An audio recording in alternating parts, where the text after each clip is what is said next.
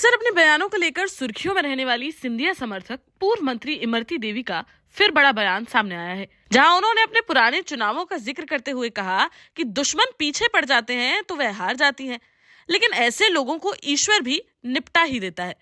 साथ ही उन्होंने कहा कि अगर पार्टी कहेगी तो वह लोकसभा का चुनाव जरूर लड़ेंगी। जैसा कि आपको मालूम होगा कि हाल ही में संपन्न हुए एमपी विधानसभा चुनाव में डबरा से लड़ी सिंधिया के कट्टर समर्थक पूर्व मंत्री इमरती देवी को अपने ही समधी कांग्रेस प्रत्याशी सुरेश राजे से हार का सामना करना पड़ा था। वहीं अब उनके लोकसभा चुनाव लड़ने की चर्चाएं भी तेज हैं। ऐसे में जब मीडिया ने उनसे इसको लेकर सवाल किया तो उन्होंने कहा कि दुश्मन जब पीछे पड़ जाते हैं तो वह हार जाती हैं, लेकिन ऐसे लोगों को ईश्वर भी निपटा देता है, और ऐसे लोगों को ईश्वर ने इस बार निपटा भी दिया। साथ ही कहा कि अगर पार्टी कहेगी तो वह लोकसभा का चुनाव जरूर लड़ेंगी।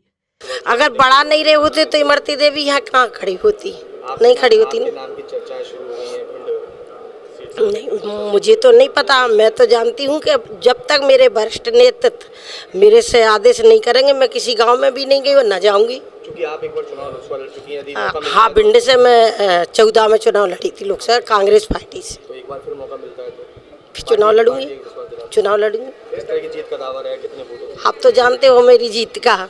दुश्मन पीछे पड़ जाते तो हार जाते, ना तो मैं पहले 18 में 62,000 से हारी थी और जीती थी, और अब बार उनने टिकट दिया है मुझे तो मैंने भारतीय जनता पार्टी से 51,000 वोट और ज़्यादा बढ़ाए हैं। तो दुश्मनों से क्या दुश्मनी मानते हैं कि आप जो दुश्मनी में आप लोग आपको हराने की कोशिश की जाती है, आपको ही कोशिश की जाती है? अरे भैया वो तो सब भगवान निपटा देते हैं। तो लोकसभा निपटा दिया ना ईश्वर ने। लोकसभा के लिए क्या नामों की चर्चा नहीं, वो नामों की भाई सब चर्चा नहीं चली।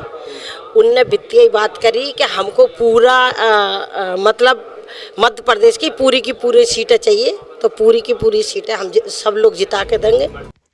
हालांकि इमरती देवी ने अपने बयान में किसी भी नेता का नाम नहीं लिया और इशारों में अपनी ही पार्टी के एक कद्दावर नेता पर हमला बोल डाला।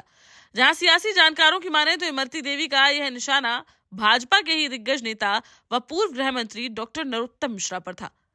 फिलहाल विधानसभा चुनाव में हार के बाद अब इमरती देवी ने लोकसभा चुनाव लड़ने की इच्छा जाहिर की है। देखना होगा कि पार्टी का शीर्ष नेतृत्व उन्हें कहां से मैदान में उतारता नजर आता है।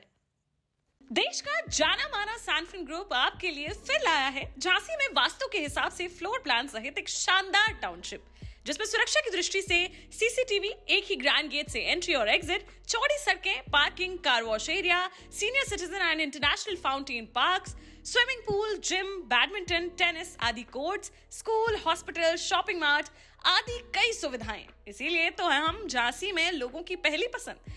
12 साल पहले अपने स्टार्टअप के साथ ही योग्य नेतृत्व, अनुभवी टीम और सक्षम सेंट्रलाइज और उत्तरदायी प्रबंधन के बल पर सबको घर गुणवत्ता के साथ समय पर घर की योजना के तहत सैनफिन समूह ने बहुत ही कम समय में 1500 से ज्यादा यूनिट्स को दिया है कब्जा।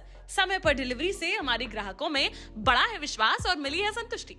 सैनफिन समूह ने बहुत कम समय में Sanfin Ashok city, green homes residency, green homes city, Sanfin Ashok valley, Delhi public school, Sanfin शाखा, केन सैनफिन अस्पताल सहित कई अन्य परियोजनाओं के साथ नई झांसी के निर्माण में स्थापित किया है एक बड़ा मुकाम। तो आप भी आज ही आइए अपने परिवार के साथ और कीजिए अपने सपने साकार।